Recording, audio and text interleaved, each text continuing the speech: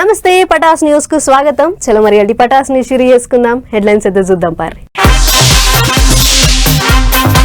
సాగర్ల 20 గేట్లెత్తిరు అధికారులు, పరవళ్లు దొక్కింది కృష్ణమ్మ.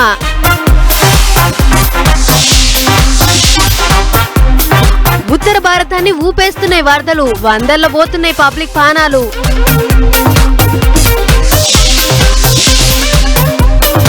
పొట్టు పొట్టు వస్తున్నాయి విష జ్వరాలు, కిటకిటలాడుతున్నాయి దాఖాన్లు.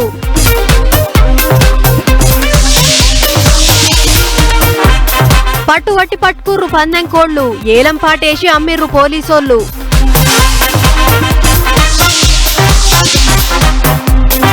నడుమొంచి నాటేసిర్రు కరెంట్ అధికారులు, మోటార్ల కడ పాయలంగా ఉండాలట రైతన్నలు.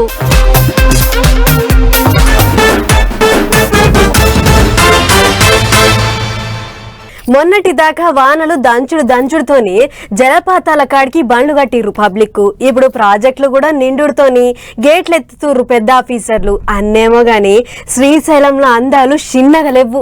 కృష్ణమ్మ ఎగిరి దుంకుతుంటే చూసేటందుకు శీతం మంది వచ్చిర్రు. ఒక్క శ్రీశైలమే కాదులో, ఇప్పుడు సాగర్లో కూడా గేట్లు ఎత్తిర్రట. కృష్ణమ్మ పరుగులు ఎట్లెట్లున్నాయో మనం కూడా ఒక్కసారి అరుచుకొని వద్దాం పారి.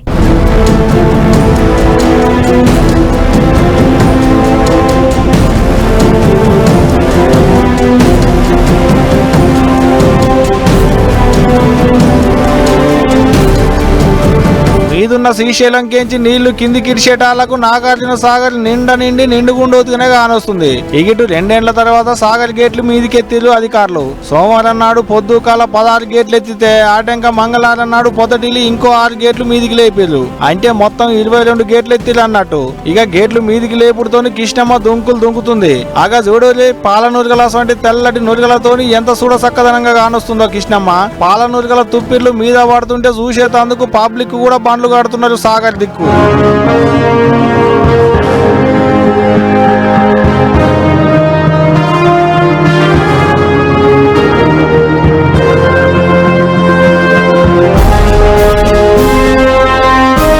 ఇట్లా ఒకటే పాలి 22 గేట్లు మీదికి లేపేటాళ్లకు మస్తు అందంగా కానొస్తుంది కృష్ణమ్మ.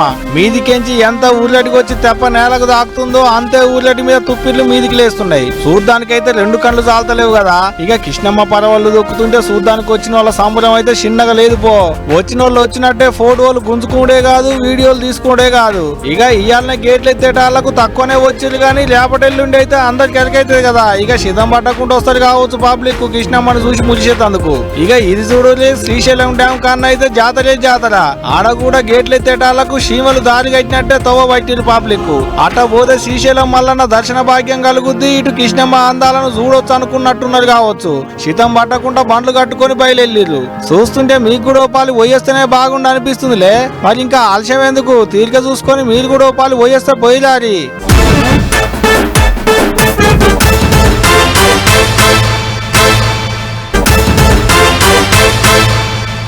కోళ్ల పందాల ముచ్చట మనం ఎక్కువగా సంక్రాంతి పండుగ అప్పుడే వింటుంటాం, చూస్తుంటాం. అది కూడా మన తెలంగాణలో జరంత తక్కువే గాని ఆంధ్రాలోనైతే ఆడొద్దని ఎంత చెప్పినా సాటుంట మా జోరుగా అవుతుంటాయి. పోలీసుల కళ్ళు కప్పి పందెం రాయుళ్ళు సై అంటే సై అంటుంటారు. అట్లా కోళ్ల పందాల మీద వేలకు వేలు పోసి నువ్వా నేనా అన్నట్టు ప్రతి ఏడు శీతం అవుతుంటాయి. మరి సంక్రాంతి పండుగ ఇంకా 5 నెలలుంటే ఇప్పుడు పందెం కోళ్ల ముచ్చట ఎందుకు చెప్తుంది గీ పిల్ల అని అనుకుంటుర్రా? అయితే గీ ముచ్చట చూడరు. కోళ్ల పందాలు ఆడుతున్నోళ్లను అరెస్ట్ చేసి పట్టుకొచ్చిర్రు. అటెంక స్టేషన్ లో మమ్మల్ని అన్యాయంగా అరెస్ట్ చేసిర్రు అన్నట్లుగా గీ అన్నలను చూసి నిజంగా పందాలు ఆడినోళ్లే కావచ్చు అని అనుకునేరు. కాదు, గీళ్ళు కోళ్లను కొన్నోళ్ళు. హగ్గ పోలీస్ స్టేషన్ లో కోళ్లను కొనుడేంది అని అంటే దాని వెనుక ఓ ముచ్చటున్నది. మొన్న పోయిన నెల 27 తారీఖు నాడు పెద్దపల్లి జిల్లా పెంచుకల్పేట ఊరవతల కొందరు కోళ్ల పందాలు ఆడుతుర్రని పోలీసులకు మతలబందిందట. అదిన్న పోలీసోళ్లు సీదావై పందాలు కాస్తున్నోళ్లను వాళ్ళ తానున్న 2 కోళ్లను కూడా పట్టుకుర్రాట. ఇక గా కోళ్లను స్టేషన్ కు తెచ్చి కేసు రాసి మనుషులను గాంక లాకప్ లో వేసినట్లు కోళ్లను కూడా సపరేట్ బుట్లు తెచ్చి పెట్టి అండ్ల వేసిర్రు. 10 దినాల సంది పోలీసులే ఆ వీటికి ఇత్తులు నీళ్లు పెట్టుకుంటా సాత్తుర్రు. మరి ఇక కోడి పెండవాసనకు పోలీసులు ముక్కులు పలిగినాయో లేకుంటే ఇంకెన్ని దినాలు ఇట్లా ఉంచుకోవాలి అని అనుకున్నారో గాని మంతని కోర్టుకు ముచ్చట ఎరక చేసిర్రట. అదిన్న కోర్టు పెద్ద సార్లు గిదేం పెద్ద ఇచ్చంత్రం కాదు, ఊక మీ స్టేషన్లనే వేలం పాటయ్యుర్రి, వచ్చిన సొమ్మును తెచ్చి మళ్ళా కోర్టుకు అప్పచెప్పుర్రి అన్నట్లు చెప్పిర్రట. ఇగేముంది, బుట్లు బయటికి పట్టుకొచ్చి తరాజులేసి జోకిర్రు. కిలోకు 450 లెక్కన 2 కోళ్లను సర్కార్ సవాల్ పాట చాలు చేసిండు ఎస్ఐ.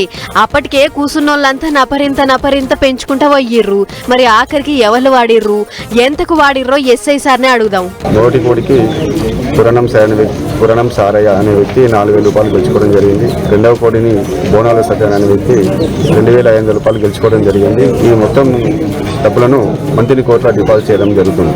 అది ముచ్చట. కోళ్లు కొన్నోళ్ళు కూడా ఇవి కోసుక తినటానికి కాదు, ఇసొంటి కోళ్లను తయారు చేపిస్తానికి కొన్నాం. స్టేషన్ల వేలం పాటేసుడు, మేం పాడుడు చాలా మంచిగా అనిపించింది అని అలా సంబరం అంతా చెప్పుకుర్రు. మొత్తానికి కోర్టు పుణ్యమా అని 10 రోజులు జైల్లో షిప్పకూడు తిన్న కోళ్లు బెయిల్ మీద కాకుండా వెంటనే కేసు తష్పై చేసుకుని బయటపడ్డాయి అని అనుకుంటుర్రు ఈ ముచ్చట చూసిన కమాన్పూర్ దిక్కున్న పబ్లిక్.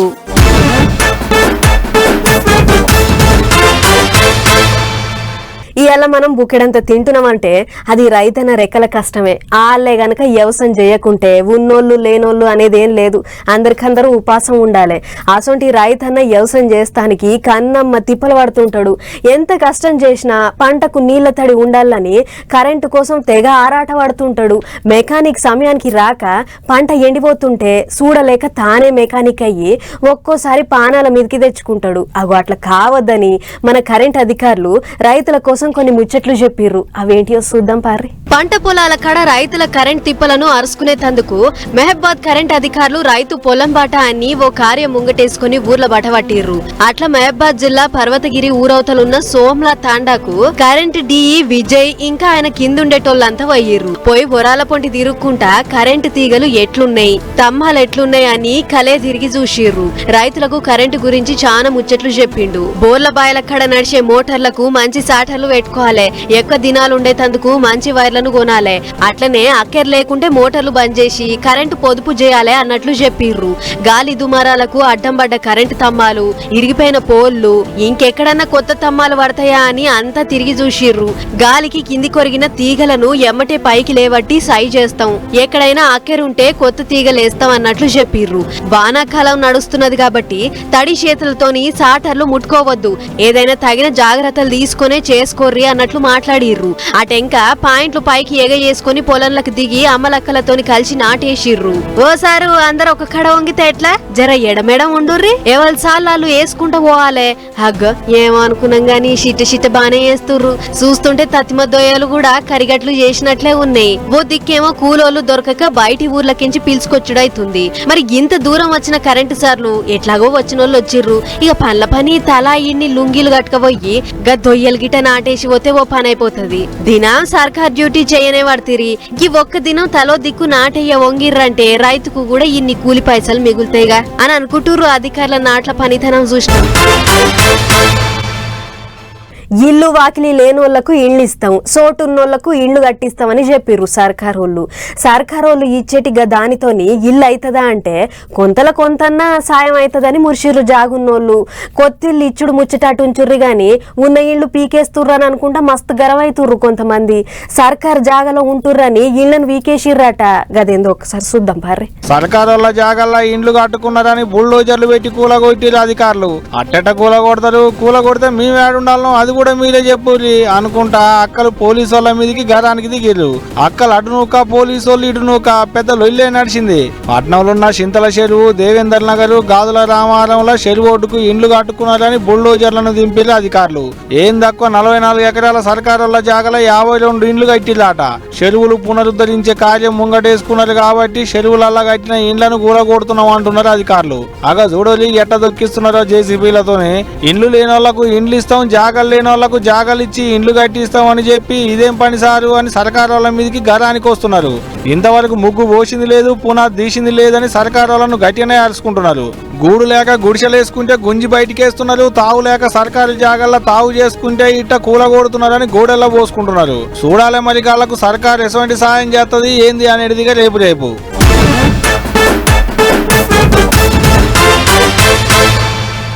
పేరు ఇప్పటికే సర్కార్ ఆఫీసులు గాని ఏ పని చేసి పెట్టాలన్నా చేయి తడపకుంటే ఫైల్ ముంగట పడదు. భూమి పాస్బుక్ ఇవ్వాలన్నా లంచం, అన్న మార్పులు షేర్పులు చేయాలంటే లంచం, ఇల్లు కట్టుకుంటే లంచం, కరెంట్ ఇస్తానికి లంచం, నీళ్ల పైపులు వేస్తానికి లంచం, లంచం లంచం. గిట్ల చాలా ఆఫీసుల అధికారులు బల్ల కింద చేయి పెట్టకుంటే అసలు పనే చేస్తలేరు. ఆగో గసొంటోళ్ళ లగ్గం చేస్తానికే ఏసీ బోలు పుట్టుకొచ్చింది. అయితే మరి ఇప్పుడేమల్ని పట్టుకుర్రు అని అంటారా?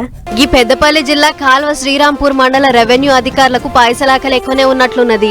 సర్కారు ఇస్తున్న గొర్రెతో ఒక జీతం సాల్తలేదనుకుంటుర్రో ఏం పడో గాని పని మీద వచ్చే జనాలను భజ్జంగా లోతుగా పీక తింటుర్రట. అందుకే రాష్ట్రంలో ఎక్కడా పట్టుబడనంత మంది ఒక్క కాల్వ శ్రీరాంపూర్ మండలంలోనే పట్టుబడుతుర్రట. అప్పట్లో తహసీల్దార్ గా కొలు ఎలుగబెట్టిన రాజా వీరు వెన్నెంపల్లి విఆర్ఓ రామారావు, పెద్దరాతుపల్లిల ఫణీంద్రరావు, రెవెన్యూ పరిశీలకులు తిరుపతి, మాల్యాల విఆర్ఓ రమేష్, మీర్జంపేట విఆర్ఓ కొమురయ్య, ధరణి ఆపరేటర్ కుమారస్వామి లంచం తీసుకుంటూ దొరికిర్రట. ఇప్పుడు తహసీల్దారు జహీద్ పాషా ఓ భూమి పంచాది తష్ప చేయాలంటే 10,000 లంచం అడిగిండట. అట్లా రైతు కాడ నుంచి 10,000 రూపాయలు లంచం తీసుకుంటే ఏసీబీలు రెడ్ హ్యాండెడ్ గా పట్టుకుర్రు. అయితే నేను డైరెక్ట్ గా తీసుకుంటే రిస్క్ లో పడతా, ఏదన్నుంటే మా డ్రైవర్ అంజద్ ఇంకా విష్ణు అంటోళ్ళు వస్తారు వాళ్ళకి ఇయ్యుర్రి అని చెప్పి తహసీల్దార్ తాట తీసినంత పని చేసిర్రు ఏసీబీ అధికారులు. ఇంకో పెద్ద ముచ్చటేంటిదంటే అదే పెద్దపల్లి జిల్లాలో పోయిన 8 ఏళ్లల్లా ఒక ఆర్టీఓ, 2 తహసీల్దార్లు, 10ల సంఖ్యల విఆర్ఓలు, విఆర్ఏలు, అటెండర్లు, డ్రైవర్లు గిట్ల చాలా మంది ఏసీబీ అధికారులకు పట్టుబడ్డారట. ఆయన కూడా ఒక్కరికి కూడా భయం లేకుండా పైసలు ఇస్తేనే పని అవుతుంది, లేకుంటే ఎన్నొద్దులు తిరుగుతావో తిరుగు అది కూడా చూస్తాం అన్నట్లు చేస్తుర్రట. లంచాలు తీసుకున్నట్లు కూడా కొంత ఉపాయాలు కట్టిర్రట. అందులో కొంతమంది తహసీల్దార్లు వసూళ్ల కోసం సపరేట్ మనుషులను కూడా పెడుతుర్రట. ఇంకొంతమంది కార్ డ్రైవర్లు, మీ సేవా సెంటర్ల ఓనర్లను మధ్యవర్తులు లెక్క పెట్టుకుని లంచాలకు ఎగబడుతుర్రట. గిట్ల దొరకకుంటే దొరికితే మాత్రం తేలుగుట్టిన దొంగ లెక్క నల్లికుట్ల ఏషాలేస్తుర్రట. అయ్యా ఏసీబీ సార్లు సర్కారు ఇచ్చే జీతం కాదని లంచాలకు ఎగబడుతున్న దొంగ బద్మాషగాళ్లను సస్పెండ్ కాదు మళ్ళా సర్కారు కొలువుకు ఎక్కకుండా పీకేయుర్రి. చదువుకున్నోళ్ళు శీతం ఉన్నారు, వాళ్ళకన్నా కొలువులు వస్తాయి అని అంటూరు. గి ముచ్చటి చూసిన పబ్లిక్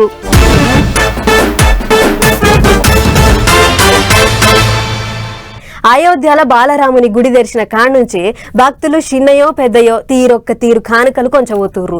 ఇప్పటికే రామయ్య భక్తులు పట్టుకొస్తున్న కానుకలతోని గుడంతా కిటకిటలాడుతుంది.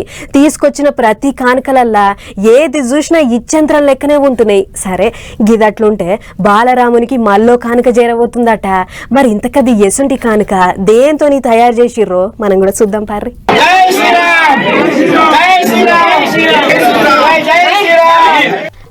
చూస్తుర్రు కదా హరివిల్లు దగదగమని ఎట్లా మెరుస్తుందో. ఇగో గిదే ఇప్పుడు అయోధ్య రామయ్య గుడికి చేరబోతున్న కొత్త కానుక, పేరు హరివిల్లు. దీన్ని మన హైదరాబాద్ నుండే ఓ భక్తుడు తయారు చేపించి కొంటబోతుండట. మరి బాలరాముని కాడికి పోతుండంటే కానుక ఖరీదు చాలా పెద్దగానే ఉంటది.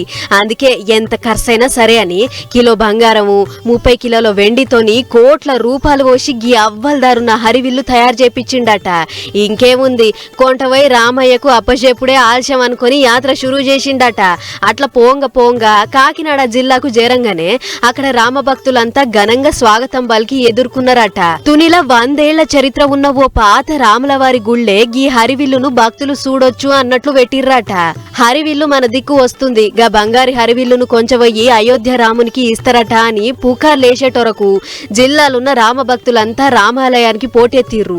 ఉష్కవోస్తే రాలనంత జనం వచ్చి అయోధ్యకు అప్పజెప్పబోతున్న బంగారు హరివిల్లును చూస్తానికి పోటీ పడ్డారట. పూజలు చేసి హారతులిచ్చిర్రు, రాముని పాటలు పాడి భక్తిలా మునిగిర్రు. కొందరు ఫోటోలు గుంజిర్రు, ఇంకొందరేమో దాన్ని తాకి మొక్కిర్రు. గిట్ల రామ భక్తులు శీతం వచ్చేటరకు ఆ జాగంతా జై శ్రీరామ్ అన్న నినాదాలతోని దద్దరిల్లిందట. వచ్చిన హరివిల్లును పబ్బతి బట్టి మొక్కి భక్తిని సాటుకుర్రు. ఏదేమైనా రామయ్యకు కొంచెపోతున్న కానుకలే అలాగున్నాయి పొర్రి అని అంటుర్రు. గీ ముచ్చట చూసిన పబ్లిక్.